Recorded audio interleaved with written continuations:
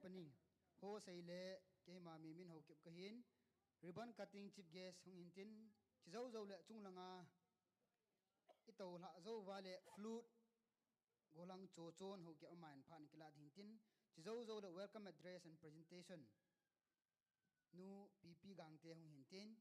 minister in phan kila angal hintin reverend dunjaling khongsai special number khang untintin chu hi le lin thang kip gen hong hintin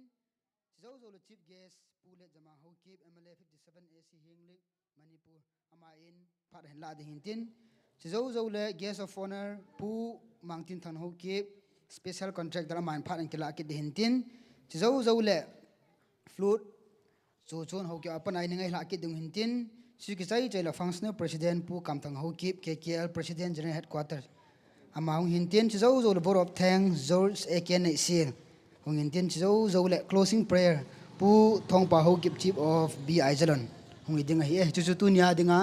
program chom chai ki man cha na diu chong iding hi amen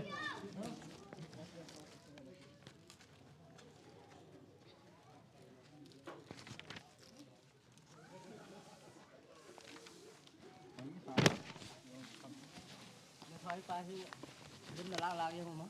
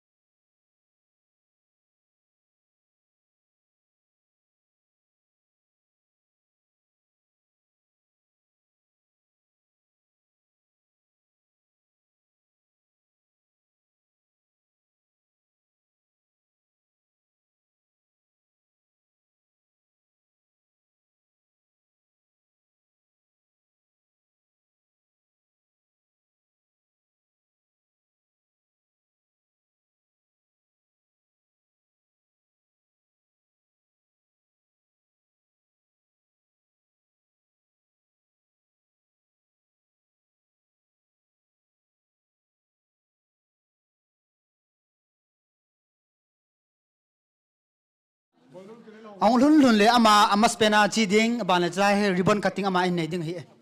lu zo nung ke hon sang ki lam le yin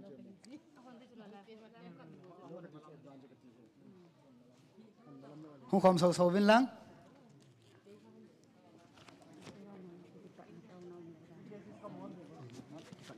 ai lo ai le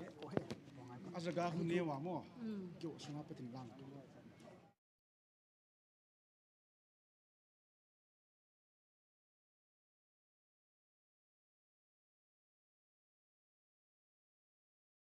lung tan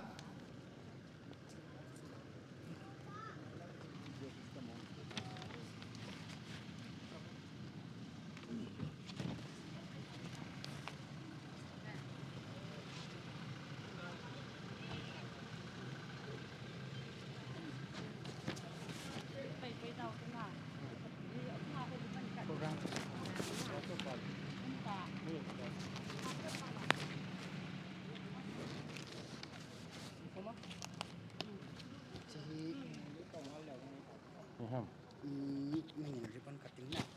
ini dia amin Glady'S cafe na Glady'S ka ana hasai ngai do ba to Glady'S cafe tuin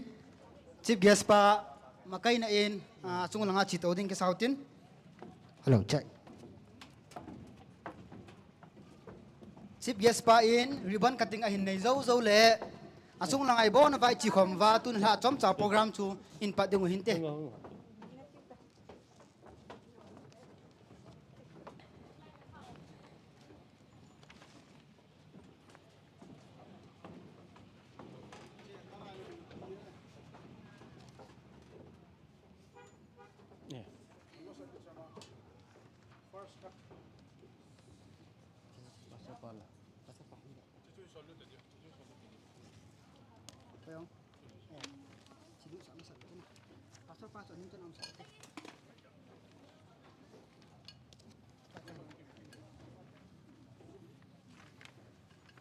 tua hi chief guest pa in ribbon cutting na hin nei ding hintin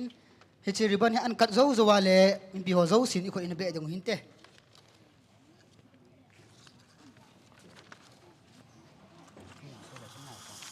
tu ni December tarik thum 2022 in Glady'S Cafe pathin phat thebu ichan thina di win kot hon na dan ni chi ribbon hi ka kat tan he ko beng ute bon ven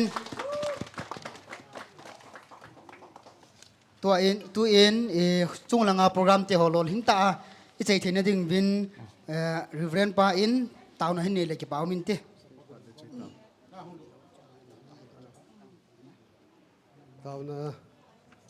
tao na nêu te ong cái kịp bạ về bạc gai là cha te thum na le tao na là sang in ở đây in chỉ lại in tu ni chân kia aban bana mà chal thầy phát phát này bị dễ bên mình cái thằng vậy đây vô bạc gai ở đây in tu chung in chung nung pe na kev chỉ namin zala bạc gai cắt độ na le thiên số na program ho các bạn thầy đã đi dễ bên mình cái thằng vào về đây kina item ang pang ho zo se nang man na thagao thing khat che nem pi vin nang ka phat ho hi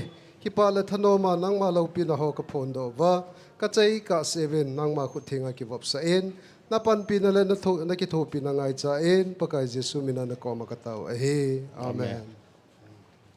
ki paw min tu in i bon ven chung langa an chi khom taw te hung khom ven lang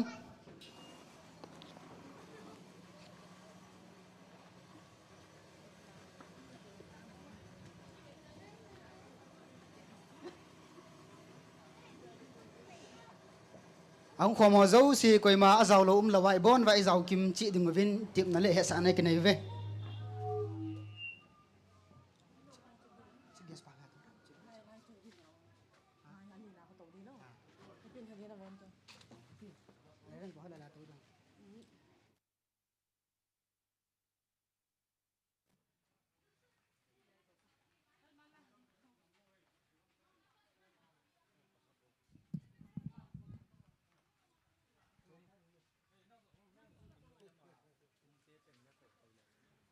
ai thea le in noi langa ho zong chu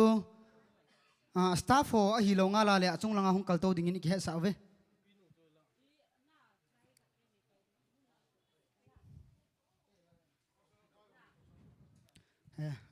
upi functional president pa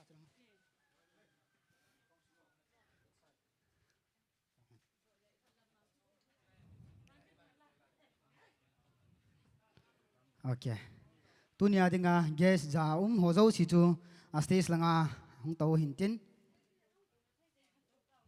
ke paum ta kha chu tunia guest ho zo si koi ma cha absenum lawa hung su ke hi e to hi program chom cha patna in nei dung hi ta in khat ve program sim thana hin nei ki ning ka te Glady'S Cafe grand opening ho se le ke ma mi min ho kip ka hitan ribbon cutting chief guest zoan in bol zo ta in to hi chlai muna hi first pena dinga hi flute thail hemu chu chon ho ki ba pra ni ngai la ding hin tin chi zo zo chule welcome address and presentation nu pp gang te apan an nei dung hin tin chi zo zo le minister pan pha an kila ding hin tin reverend lunjalin khungsai chi zo zo le special number len thang kip gen hong hin tin chi zo le chief guest pu le jamang ho kip MLA 57 AC Hinglip Manipur chizo le guest of honor pu mangtin thang ho kip special contractor hung hintin chiki chai chele flute chu chun ho kip apan ani ngai ki ding hintin hi chiki chai chele functional president pu kam thang ho kip KK president general headquarters hung hintin vote of thanks George AKN seal chizo le closing prayer pu thongpa ho kip chief of B.Aijalon hi chu nya dinga ki man chan du cham cha hung hintin tu in isei ma bang bin golang chu chun in special number hong kila tin thail he mu chona ngai hlew han ki paw min te mi pi ho zo sin ama hung lim na in khun beng chu te le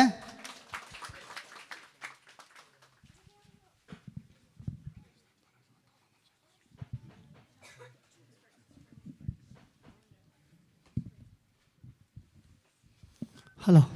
Ama Spain penin zading along minister pa hin geso hin. Mi POC ka jana ka hempin. Pathimi lopina dingin ka galvan ka tulkoy ngampo itila chu Christmas on nai mama tan hitila chu himun ka te. Bro revap sin hadana.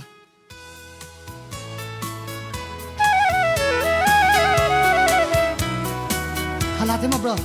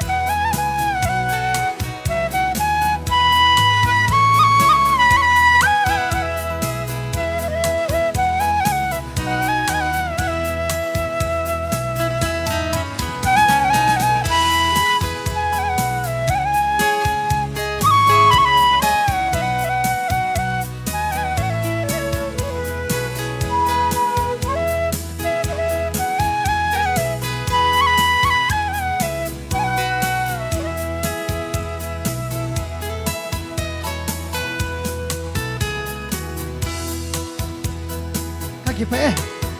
patilaw pinatangkahan.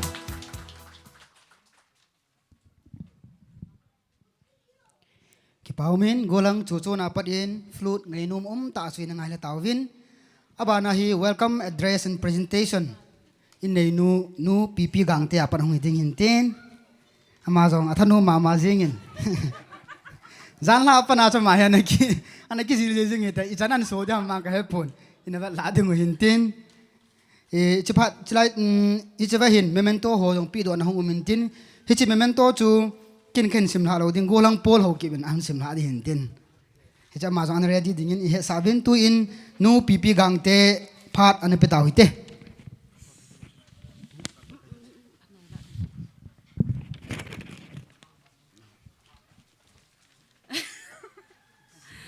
Lesi tunga holim them lo pen mi lading thelo pen chu kei ke hi number 1 mas penin mai cham hin koi ti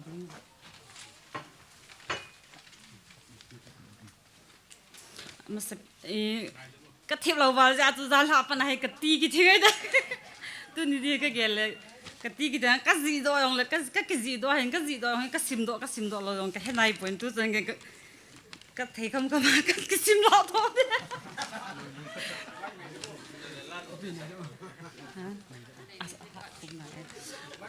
mas penin hitawang phat pha ai pe pathen thangwa nai pi win chule tu na hung ki khom ho zo se chunga ki pa thu sai zo lo ka hin phong ye hitawang chanwo ai pi hi pathena kon a hin chule so pi ule naw ki thopi na le taw na zal zong a hi katino me chi Glady'S cafe hi no ho zal le pathena kon bo hung lol hing ding a hin chule macha zong hung macha jing ding hi ti kai kinep naw hin chule hung lol hin ding zong hi ka kinep naw hi vel vela ka sei nong hi khusung veng sung mi ka chen khom pi ho zo chen zong ne hin ta so jing wa ne hin ki thopi jing di hi ka hin ngai cha no hi e chule tu nya chicken thimpu hin pan pi u a hin chule zaum ta MLA pu guest of honor functional president chule khotol ho sapu hung nai la khotol ho sapu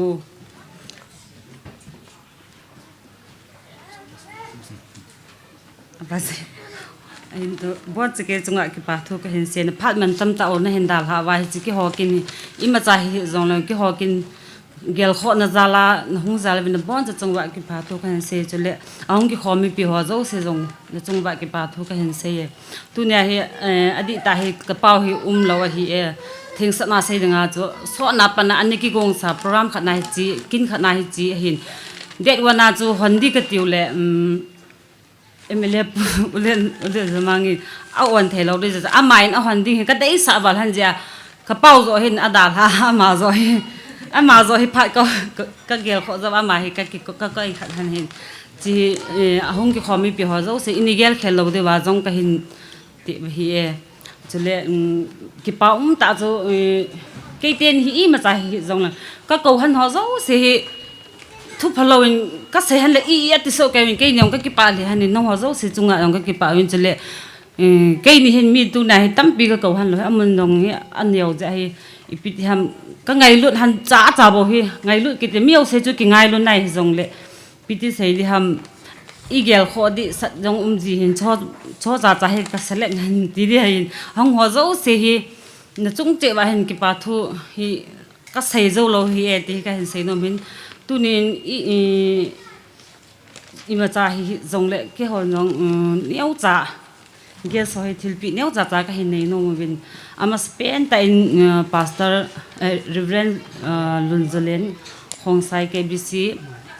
pastor B Bengnom ulen hung pio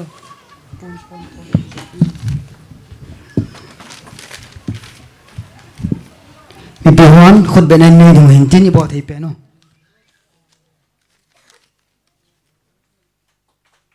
Tây bon vin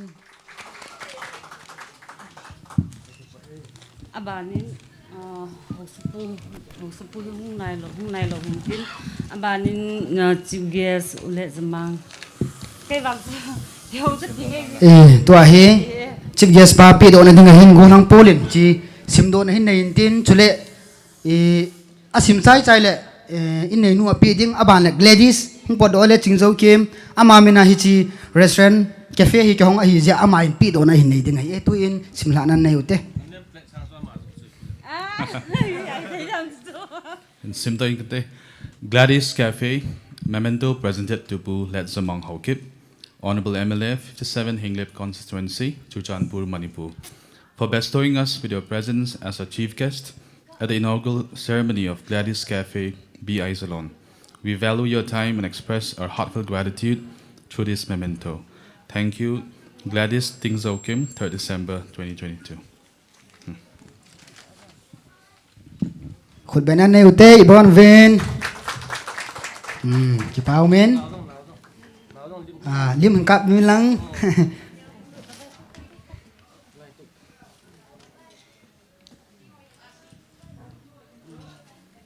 ki pau men abanin functional president in pharung kila le ki pau min te memento hung la pule athu wang yung kisim do lo ding hi tai azi chu athu hung ki bang ding hi zin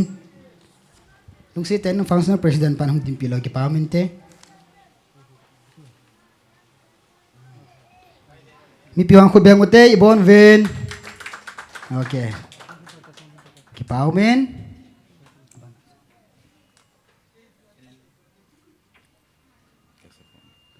Abanin guest of honor pu mangtin than ho keep special contractor ma pidor hin neutele.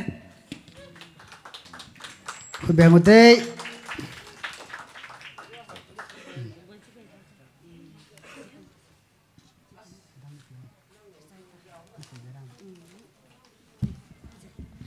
Cái mồ phải dàn số hiện tin cái bãi Kipau men. Asai sung sia na mulo mai theun ki thing yeng ai na a paper cha ki thin na cha ki dam ka til hoi tan an sei lai na ma chunga ki pa tu sei win tua hi tunya dinga ki pau min ho sa pu jong hung ta in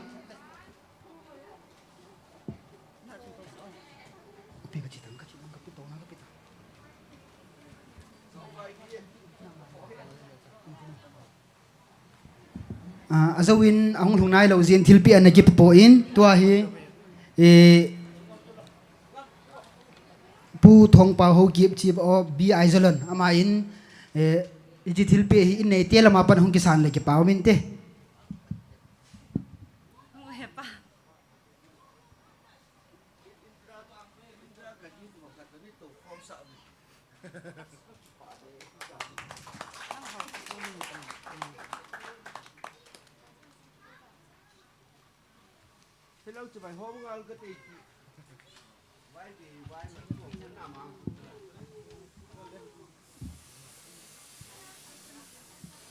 Kipau men tu in program aban an chi taw hitin minister pa phat hung hidinga hi in reverend lunjalin khongsai ama in phat manu ta am kila dingin ke save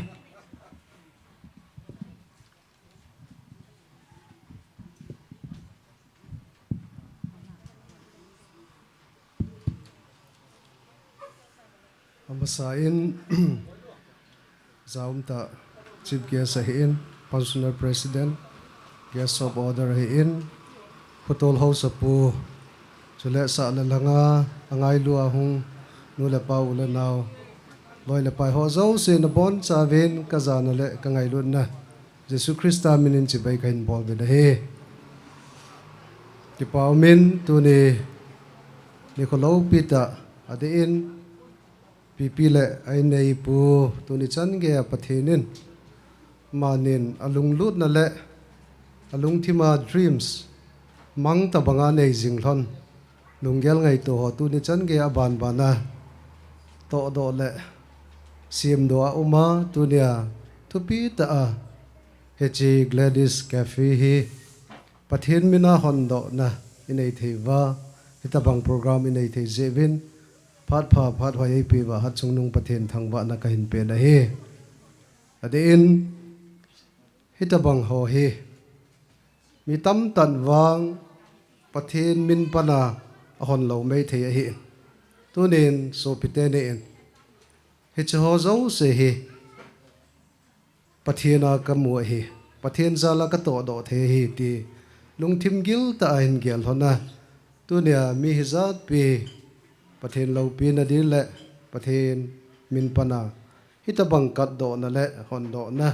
thin so nai nei thei diu zevin pipi la in nei pu chunga jong ki pa thu ka sein ama ho chalin pathen ni thangwa ve da he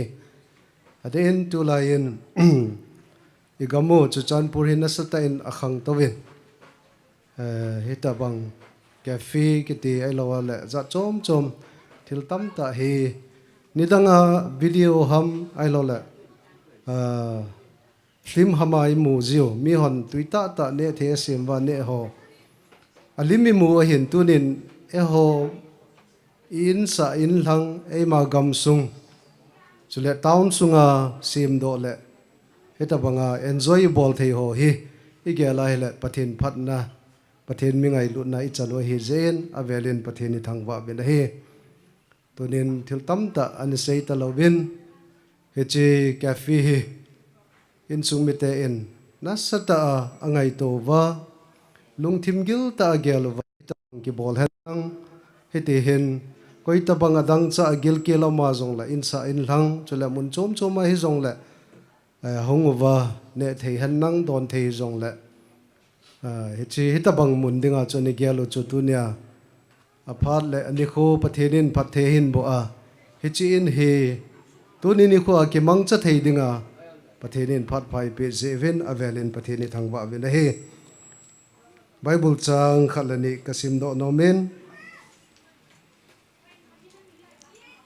dan buni na bung som ni changa langchui vedai lai tin a sen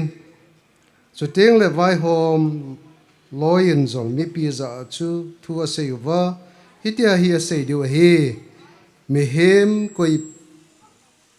koi pen ta hin in tha akisa a thin so lova akoi ham akoi zem hitabang mi hem chu au ma hi le ain lama kinung le kit hen kinung le kit ta hen achuti lova hi le galmuna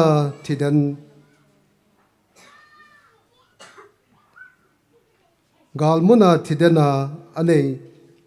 anei teng thidan anei teng ain chu midang dia kithen so dinga hi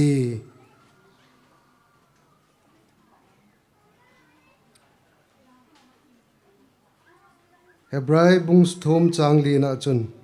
in zo se chu mi khat sa do a hi che in a hin imazo se sa do pa chu pathe da hi athu theng isim do naw thunei pani bon chawa din athu pathe bo pi taw han nang toren Deuteronomy dan bu le khabuai veda hi le in han nang i pi hi zong le khuda kisa khuda kilam chen na ding gi na ding han nang chule za chom choma ki mang cha ding hi zong le hi cho zo se chu pathen mina thin so ding lan do ding ti hi dan bu ni na chun imu bi da he koi ham khat chu gal kon dinga chia hi le aina hinda la chu thin so lowa kha hi le kinung le ki han nang ain chu ga thin so han ti hi dan bu le khabwa imu to kilhonin tunin hi chi in hi pathenin ei het piu han nang anoi lang ani ki thin so zong la hi chi amun hi ka feedinga in sung mi tena gel thau to kilhonin pathenin hi chi in hi atha ben ei het piu han nang hi chi na hung zo se in lungmon na ki pa na ne la cha iza kai bulhin na anei theina dingin pathenin hi chi in hi atha ben phathei bo piu han ti hi seido nom be da hi in zo se hi mi khat sa hin a hin ima zo se sa do pa chu pathe da hi athu theng pathenin phathei bo pi taw han nang tunin ima zo se hin sa do ding customer he in chule asunga chat le ding a hin in nei te a hin za kaya ikisa do na deu chu pathe na hi ti pa he tuni a velai sei do he in pathen thu chomcha isim do ho pathenin ni bon chawa dingin athu pathei bo pi taw han nang keiman pathen hinga taw na hin neng ka te ong ka ki pa ve pakai na cha te nei ngai lut na ho le nei lung sit na ho ki dangin wanoi le se nidang lain pakai hitabang cafe ho zong kagam sungu va ane umlo kana bol do thei labo tunin pakai na cha te chi na het na phat thei nei bo wa tuni aban bana hi chi tuni ni ko akaso pite ni akona Glady'S cafe hi namin zala pakai thin so le kat do thea kamta zevin namin ka thangwa be da he o pakai hi chi kisim hi in sung miten pa lunggel ngai to za chom tamta nei a sim a hi in pakai nangman he pa imazo se sa do pa nangman a hi je chun lunggel ngai to sanga hoizola phojona sa do de na khuda kalhane na hi pakai ahung lu zo se adinga pakai ki pa na hi a ahung lu zo se adinga lungmon na ne la cha iza kai hi he pa hitia chu kitup ta pakai atong dinga tham ding iza kai ho zo se mi pi te ho a hi in thacha ho a hi in nangman hin mang cha a tuni ni kho apana hi chi cafe hi hung ki hong dinga hi ta zen pathen nangman he pa nalagau thing in nei din pi vin nang hi chi in room hi atha bia pathe na bo din na khuda kalha ne na hi tuni nin sungmiten pakai hi chan ge nei pui na ho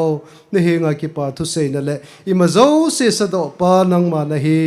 hi kita san na jala mai cha mahin se mu hi hi mai cham hi pakai nangman namwan lal to na khona gem nam tuya na sana pakai in sungmi te kinep na le lungyal sanga hoizolo phazo hi chi ke fi hi phathei na bo dingin na khut thinga kalhani na hi zakai thangwa na nangma hin pe in ati san thinga il hadau hingjing pakai jesu mina na ko makataw ahi amen kakipa eke ma phari chan chui tan te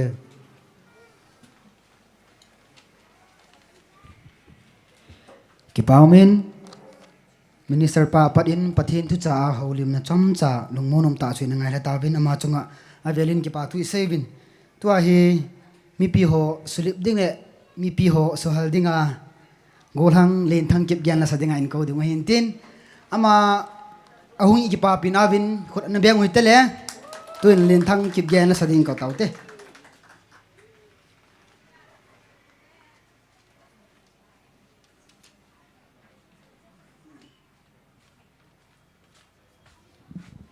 love song kan sa de hin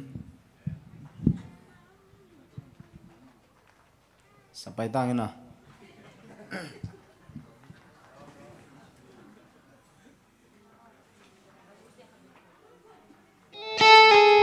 no no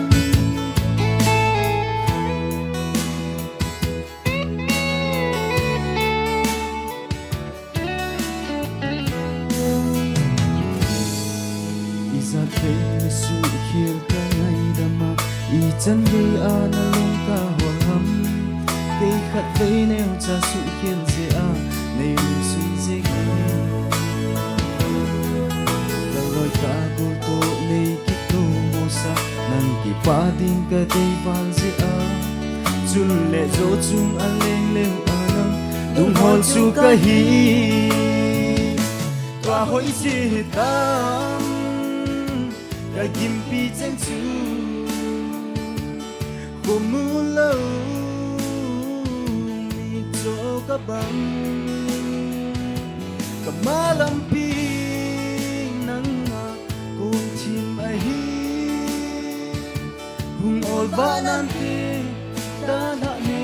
lo ving po jing kan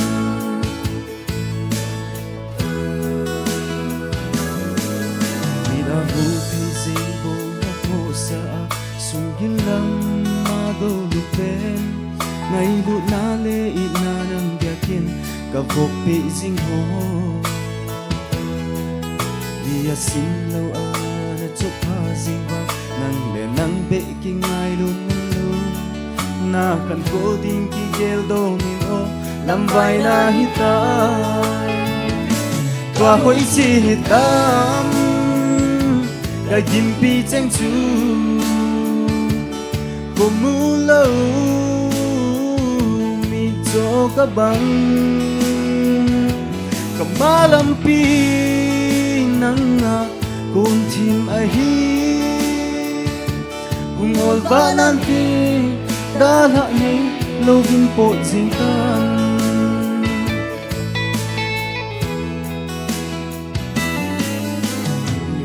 se a ki pin ni chun se so lo ding e ni ki boina nang dia a pha chu ke ya kana ya nai lo ne hi he ma ma ne te nei chin se a hi a ko phoi ha chim in nei chi ni na dei bang hi he nei ko a hi ki pa ta na te twa hoi si tam ka gimpi chang chu ko mu lo mi cho ka bang ka malam pi nang nga kun thim a hi hung ol ba nan ti da la ni lo vin po jing kan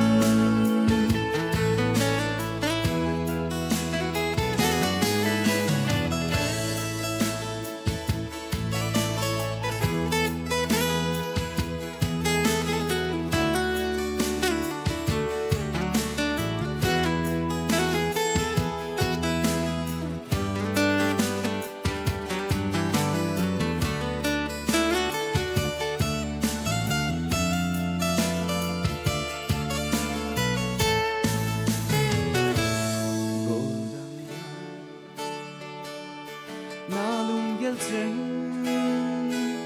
lung gua ni en bol na zo se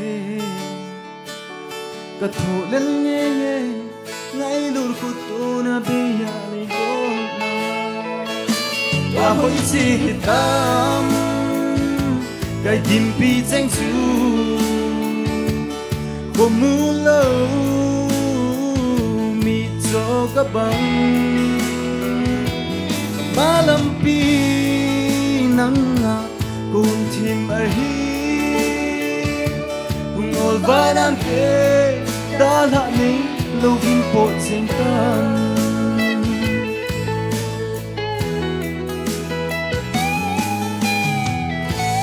cái gì vậy?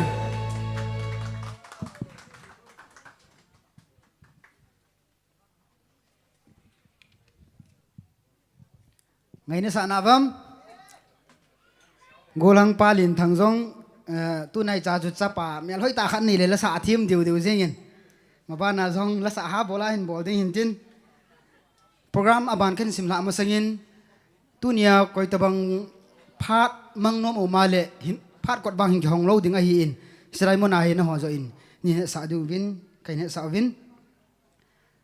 aban hi chief guest pa phat ong ding ta in pule jamang ho ki MLA 57 AC Hingle Manipur ama in aphat manuta ong kala dingin ke sa ve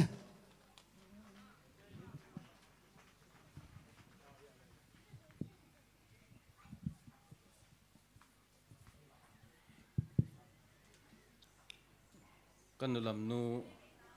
pipi le kanulam pa lulun hin kichip na ini diu tam ta kati jak ke chu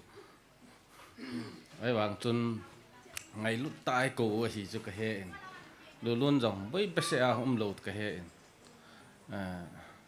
viang sung vai ta bangom hi ke pam ta khat choi hi khu pi sunga hi ta bang a ki be jing jong hi ki pam ta hi ai pi le pakaya zana chang ren lunjalin khongsai ahin functional president ai pen pu pu kam thang ke kel president pu le aloi pa ain solin to le pu mang tin thang to na gesop monare pen pi pa ahin silai khosung ho sa pu thang pa ahin ipinu pi hat linga hin ulenau izat ichi Glady'S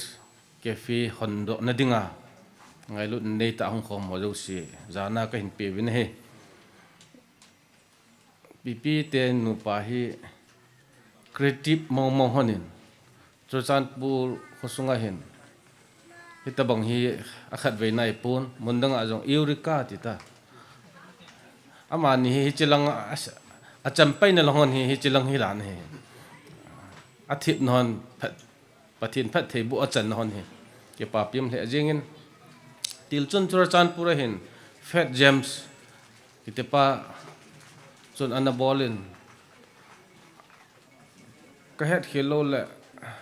chulai chun midang rong ha bol be se pulain mundang khanam khat jong som nan kian ka sa danan chu central government tha khela mi hong ji phat le hin official lin hong phat len Churachandpur hi amo hi vets ngan chang sa la ngan na lo ho hong ji we sa la ngan ne ho hi en bu me hun da go ma gom chu ta official lin ta ho sa la ngan na lo be ho chu i ho en che hu itik ki hun le tui dam ti ho kalung donga dong ji chi ho restaurant bor cafe bor ho ko mai cha le amon gom that that bol do ji ve nai le a ki jan ka sa le jing to chala ya chiam dong hi ho sung mi ho ki ma ki nga nai di sa noi ki wang phading hi ko pi sungin jong yo Churachandpur hi bu me hi chi jong le hi tabong la hi ne le tuije mam ti te ko pi hi vin ina abe ki hon jong le ha du lo cha te hon jong hi tabong hai am nge le du vin che style khan to na kha jong chai hi thawin ai pi le kanolam te ni tabong pha pram kan e ve ti ji chun tu ni ka pram di di tama hi tu in ka en mot bung khala khun in thupi ta khat ka so pi pan in lu na ni in sil to bong ni to wo cha git langa that nin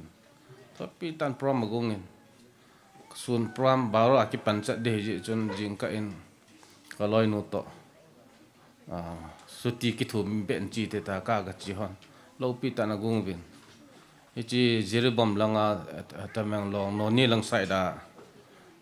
pi hat thing MDC nu jong chun achanu achapa ji nei na langola ka ina hung ya la hung pi jong chu ki chi thei ta lo chawa ka no lam ten ni hi ka ngai sang pin ti dai ta na ma ni ja chu hung kyung a hin pi yong le ichi pram hi vision nei ta a gun hon hi ka he in ki pa piam le jing honin gam kai da jo se bunga cho phachum ding he ji in ki thangai piam le jing in aman ni la start at to khom yong pon thon tin chiwa hi ho jong pram tampi jingun ai lo ala khom khat am ni le chiwa hi ga ki thai lu ji ji ding dan kha chai tan maniong talent hon hin athip na hon a hin a hoi che che pa che che an bol do ding de sa am le jing in e chun tunia hong ho si be hi ke jong ki pa na jal chun ka pi hat thing le atim ho te taw te e ho si be ne thei chon ring tham khat ping ka tin aman ju free ai ne sa de tu na ke wa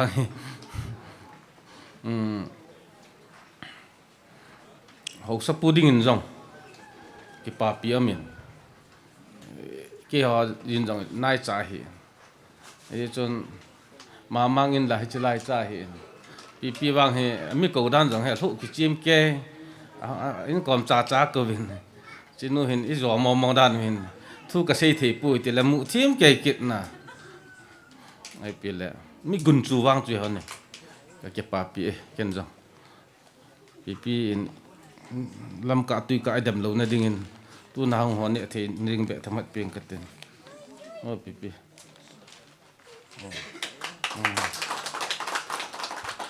som jong le nin su be ta lo ding ka ke pa jen sei ta ki paumin chief guest pa apadin hauliam ngai nu ta le thilpi na jong in nein ama chunga ki pa thui seuvin abana hi guest of honor ti hi in aina hi chaka chun mi pi ho hi ngui jiwin ji chun asulip dingin golhang lalsong gangte ama hi la sading an ki gongin tin he hong ki ka sainum chu hi le tunia hi hitlai muna hong khom ti lawa media an ve lawa la YouTube an ve mizam kharum denga hi in aji chu hoikim media in live stream abol hi in ama chunga ki pathu sevin mun chom choma an be hozo si jong en khat ve le tunia ki hong do hi tan jing ka he poi thai ka he poi hitlai mun hi nong visit te dung vin tim na le he sana kai nei vin tu in golhang lalsong gangte aphat kila ding ko ta ve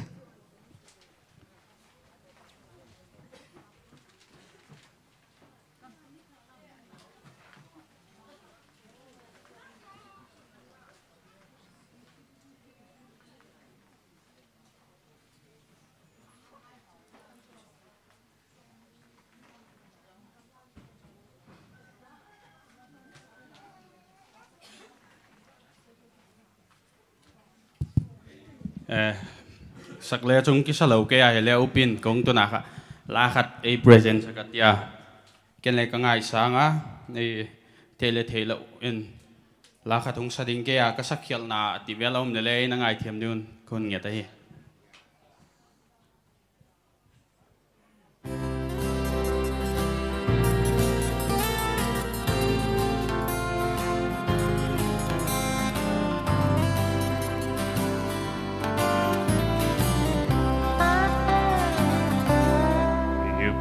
gold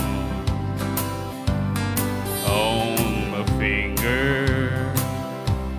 You brought love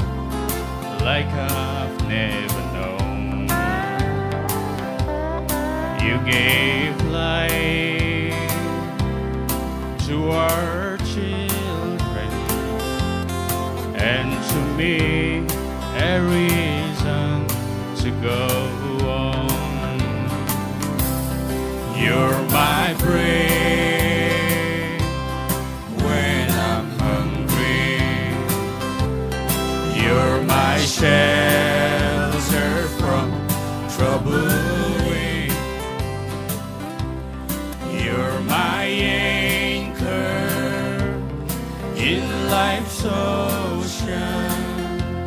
but most of all, you're my best friend.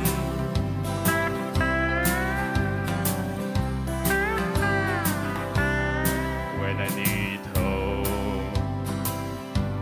and inspiration, you're always strong. When I'm tired and weak, I could search this whole world over, you'd still be everything that I need. You're my bread when I'm hungry. You're my shelter from troubled wind. You're my anchor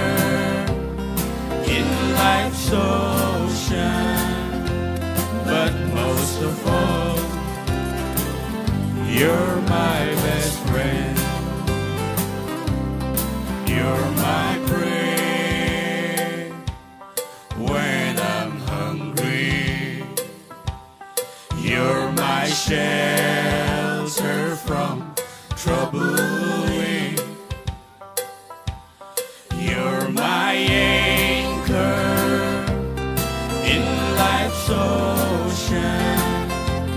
but most of all, you're my best friend. But most of all, you're my best friend. Kaki pake.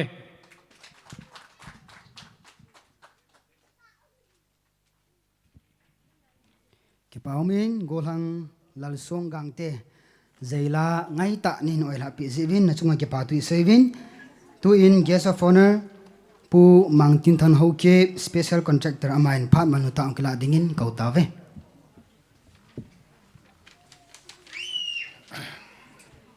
Kipaume tuni phat pani piuwa na hingel kho thei zalin chutabanga kin thupi ta na nei nawa na hin min pha thei zin ka gipa en amasan kong to khom pi ho functional president ahin chule kin thempu Reverend Lunzalin Khongsai hin chule chief guest a hung pan piu pule zamang ho kip MLA pu hin chule house pu hin chutobanga chan hichi phat pha ibanga phat phai hung man pi theuwa chule ki ho dinga hin ke hi ain a neighbor zong ka hi ji a chu ki ho dinga ka ti hin na apu te zong ka hi ven henge chi in ke ho dinga hin jin gunna ai lo le na phat man tam pi nin piu ka ki pa in chuto banga chan tu sei them ta hi zong le thual khat ka in sei nom chun ka ki ngai tu na zo si hi Reverend pu hin a hi lo le MLA pa hin ain sei so tan hi jing jong le kain min pha kit nom chu PP la loi pa hin ki pa min ai ho gam khan tu na dinga hin pan nala na wa hin ka pa chama ma in cheto banga restaurant hoi bazar langa jong omin hilanga jong omin pathinin phathina bo hon hin lang khunung te jong le hi changa lin zo zo nain bol do thei ding nain lol hin pi ding in wang ka hin bo ani จุดตัวบังทิลปีมาจงทิลปีดิ่งจงมาจงก็กี่ยิงปูนทิ้งเซเลนเซลิงยิงจงเลยปีเห็น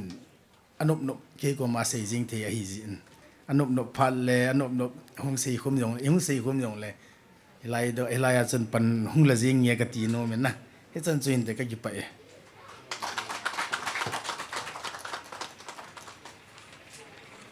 ki paumin guest of honor apat in tu changai num ta in ngai hlavin abanin I tua hi flute chu chun ho kip ti hi in he chi in nei nu nasata request abola hi in ama hi uminam ha umin ala hi le kaisa hi in ama in request abola hi ja chu a in boarding in tin tuin golang chu chun in phat ki khel sala chu flute version a hing bo pi leu chun ke paumin te mi pio zo sin ama hung lem nan khotna beng chu te la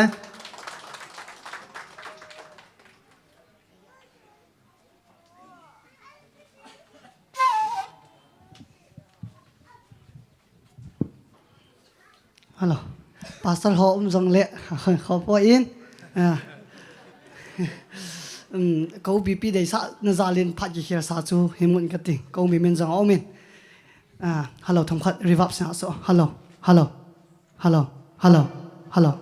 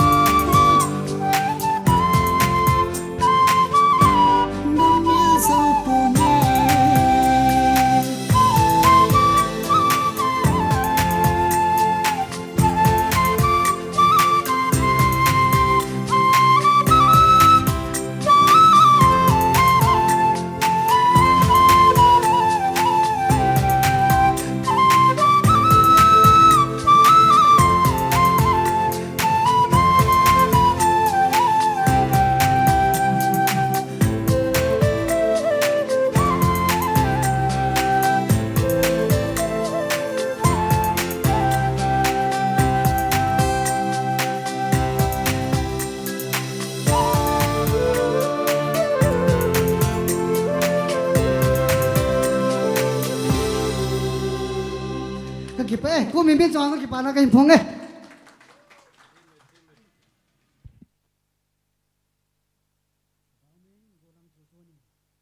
phat khial sala so ngai nom ta in a hin mu din chule ala jong agun na aki belab in ama chung ki pa du sevin tua he functional president pu kam thang ho ke KKR president general headquarters aman pa dong kila tele ki pa min te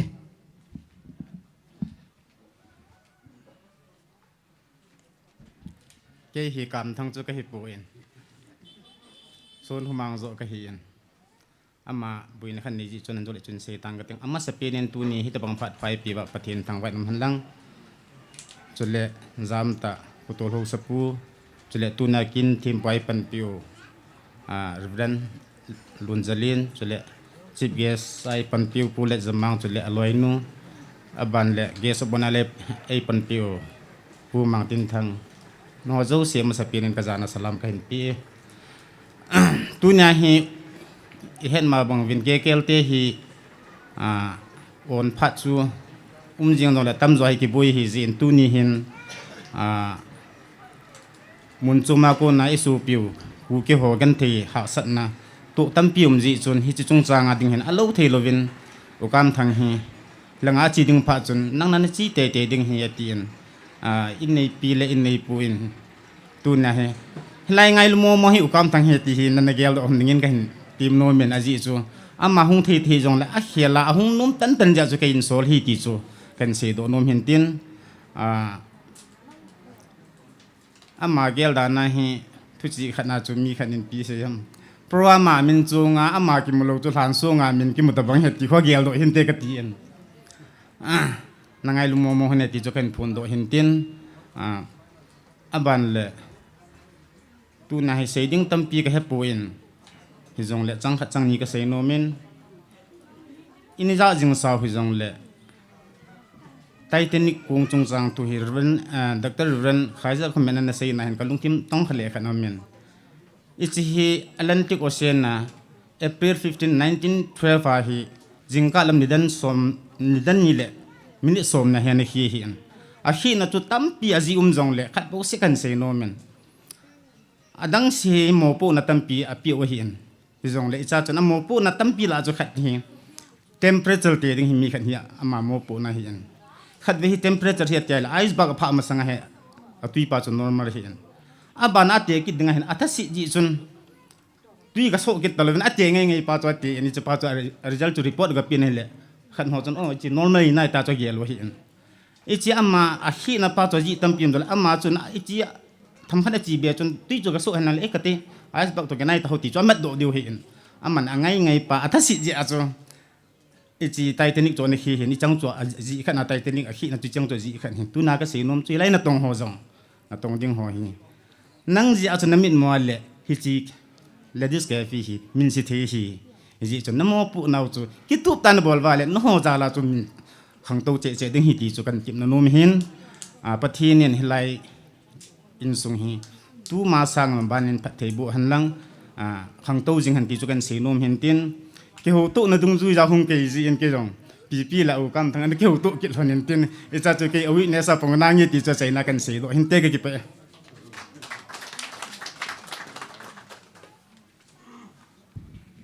ki paumin functional president pu kam thang ho kip hung thei te hi zong le ama in ata khial dinga pu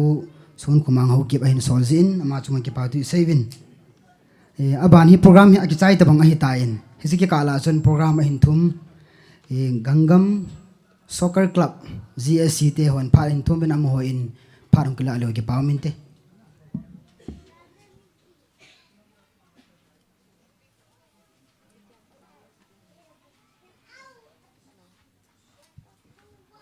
kipa uma hun la sot pung katengun mak samai the hiwa cafe ki honna bang tidana football club te ngai do ti hile e hong khom te ngai danom din ka ging sa jik sun neu khatung dian katin dunia taka in nei pa pulun thangjom hi gangam soccer club adinga ka vice president wa hi e tuni huna to banga lo tin na le e kipa na thila e hun nei thei dinga ka umji kun keule ka kipa pi ma wa e kamaya ka kipa kui ti gen sangin ka tiwa thil piang neu chakhat pi kanu ma ama kilele in nei nu PPP nung lak saken la tuni hun hin mi tam tak le kong thei pu wa board member te hi lusun na ho to buina chum jikin kham kham kaloi te khong to un la ji thil pi kyung ping ka tingun je chu ka hunu achai na hi dingai hi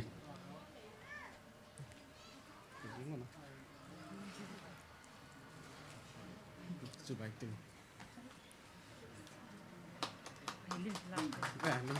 linh ta lên live nó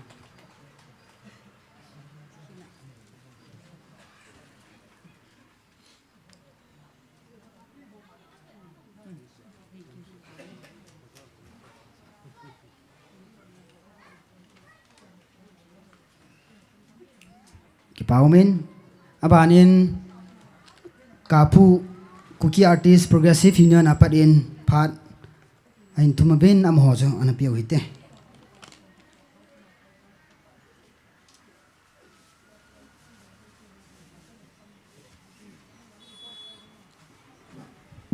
ke paumin tuni tabang phat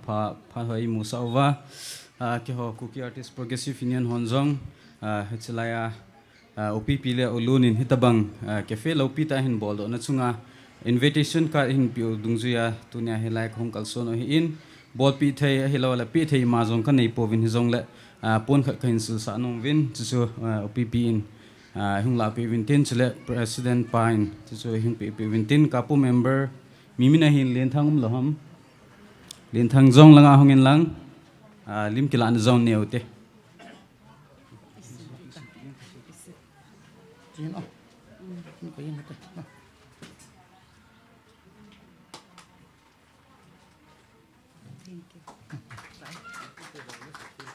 San su kyo pa tante bagi pa ove ki paumin kapute ki pa na jo hi piami tile kapute in kin ga gon phat wale sumla pai ka poi mo ji min chana chu ga chi phala ma hon jong ki pa la thanom ta ani kham wa in ki tho pi ji was ki hon jong ka su mil theilo hi in tua hong ding do pa cha ka pu secretary hin dimon nei sil he le president hin kai hi la vice kai in lin thangyung chu ka pu adinga member hi in ma wang podo ta in ke wa sai ra pa na hin tin chunin he pi bin ti ha chang khan phone in tin aban hi ke ma sai ra pa in ke le kai phat hong ki peng ka tin kanu in jong ngai lut ber san in pun khat an sil pi na ti ja chu ke man pun khat khan sil pi ding hin tin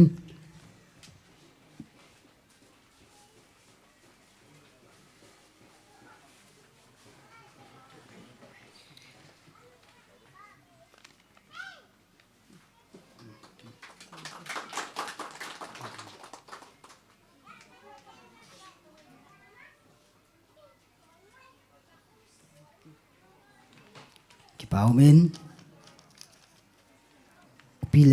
upile ulun hin nasata ka hi ngai lu na hi en jata le hi cafe he ke adinga jong ka second home ta bang hi dinga hi en aji chu ka ki sei mile hi chlai anu hin ken recording studio nyau khat setup ka bolin hi japan chu a hon na jong nei ding ka ti hi in ami pi ho jong advance a kai ne sama sat hin tin tunia dinga program chom cha i manu chu hung hi ding hin tin to hi vote of thanks George A. Kian nei sila pat na in nei dung hintin ama la pan pitauti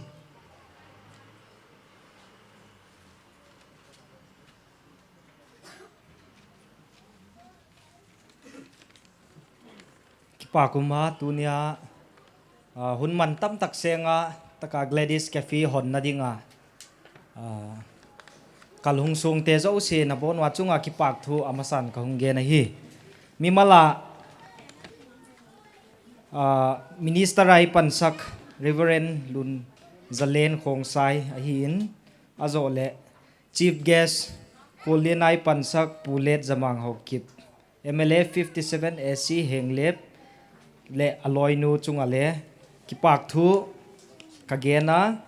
chun guest of honor ai pansak pu mang ting thang Hokip special contractor ama chungale kipak thu ahun man tam tak kahung kalson na jekin kagyan thaka hi chun functional president na pu kam thang Hokip hi kekel general headquarter president ama hi ahung thei tapon pu son khomang Hokip aman ahun ahung lo zekin ama chungale ki pak thu nimal takale ka gen hi chun B.Aijalon Hausa Chief of B.Aijalon pu thong pau ho kip aman le akhosunga thil thil thakum cafe thak hungum pen hi ngai na taka ahung objekin ama chungale ki pak thu ka gena zelawa team takmeya perform hung ball artist koilas chochon hau kip ama le mimalin le ken kagen se ka kapak chat na hi na performance so hi lunglutum thei khop main ha paninung pangje la katia je gol ma chun tunin le hung ball thei jekin ama le ma chungale ki pak thu ka hung ge na chun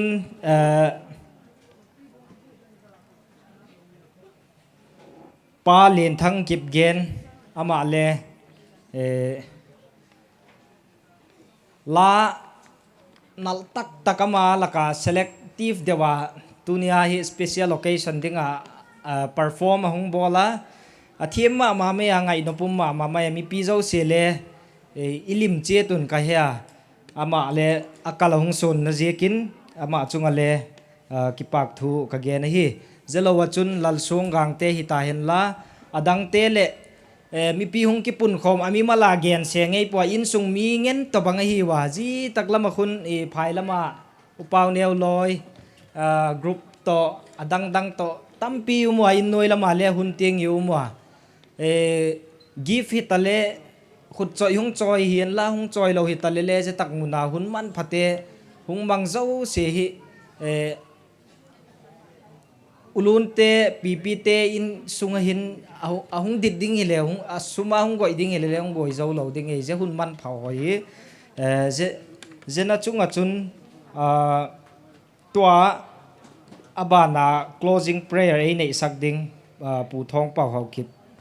ama hi le avelin kabak gen ki ta ama hun hung lanai lo hi jekin je chan na chun keile pipi nu chung che ta kha thu gen thiem lo pol kai ha vote of thanks gen di chi chu hi back sek lo hi ma le mol tak me ya ka hung gen pen kha ki pak thu ka hung gen pen kha ei pom sak chet dingin ka hung gen ni chan chun hung zo in ka ki pak ke Paumin George again a selin vote of thanks ling sele buling selen ain sel hain ama chunga ki patu sevin anoi lang chona bele chun light refreshment ki ti khat ki pa naw khat aumin hi pen hi azo phale program ki sai phale ni khom ding in tin hi chu amon an serve de win tin hi chunga chu koi tamang aneno ma lawang chu ikipi do ai tai asum amon an hop di bo se di free hi na adang zo chiwang ko ikipi ngai di chi kan sei do no min tin to hi closing prayer hung hi ta in pu thong pa ho ki chief of B.Aijalon ti hi in ama in azo phale ini adu refreshment ho jong halhan na jong hin nei do pe le ki paw min ti chule tuni host chamcha kain pu na sunga ai te ajong apungai jong ka hi di point a hin la upile ulo ne ngai lu na jala chu in pansa onin mim hin na jala ka sai khil om kha le na ngai dam ning tin ngai dam na kain tum masawin tu in closing prayer nei din pu thong paw ho ki chief of B.Aijalon ama pan pitawte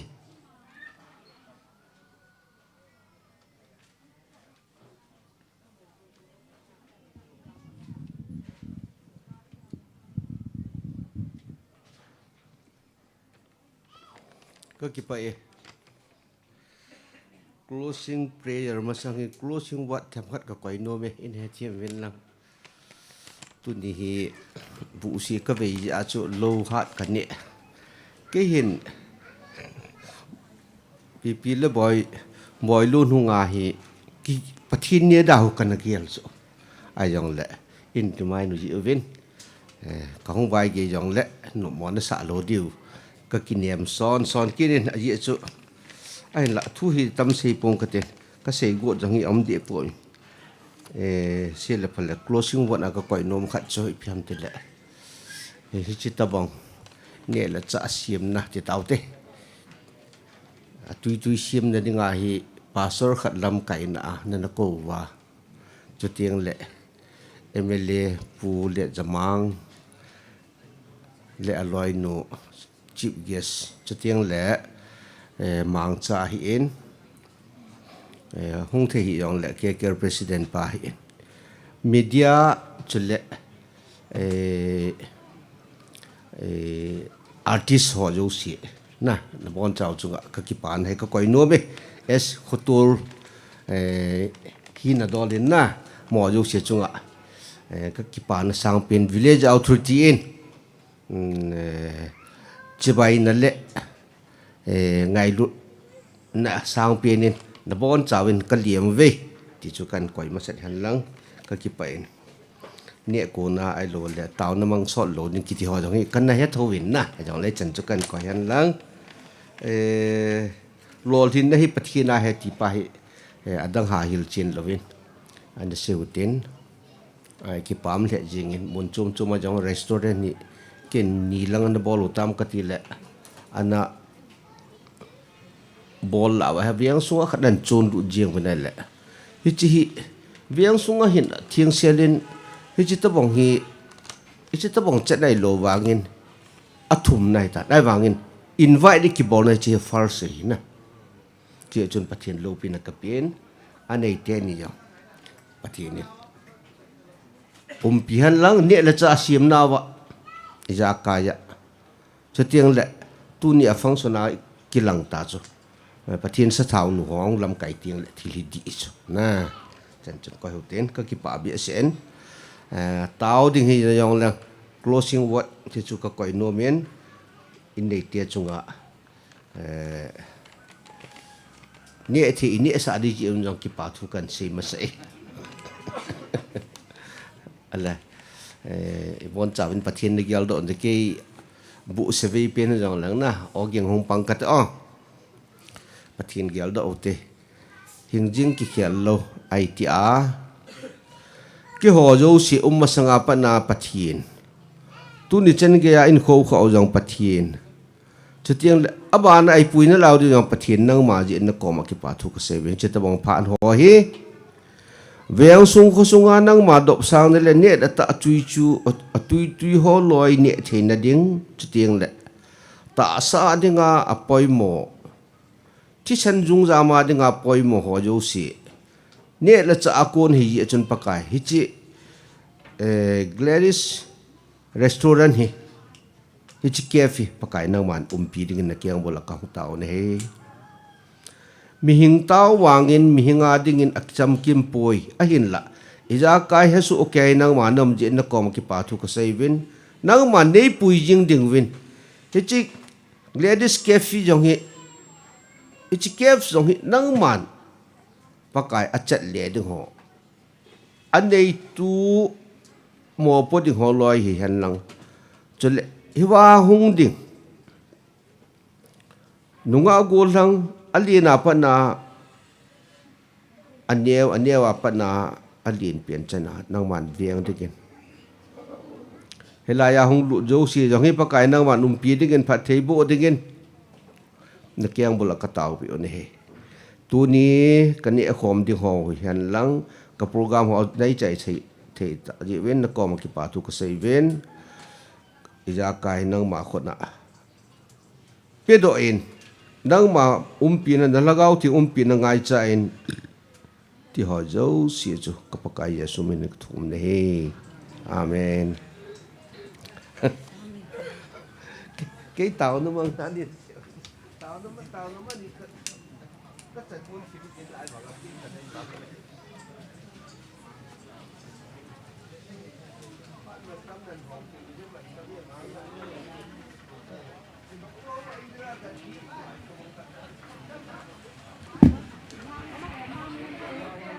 Ipi ho zo si refreshment ne lawa chium thei lo ding a hi refreshment ini zo wa zong order be thei ding win ikitim tim na le het sa nei nei ve tun la apana chule live stream an ve ho zo si tun okay tun la apana ki hong pan de hi ta zin anytime ma he chlai mun a hi ne thei nong ne jing ding win ik het sa kit ve refreshment hi to munang ki hom ding a hi zin ding do talawin ito mun chi a hong ki hom ding hei jin koi ma cha wa thang lo na ji cho mun hin ne wa hi jin i wa le i ki su boi ding wa hi jin a hi thaya lung se te in na to mun na chi wa leo chun ti chu dei sa hi e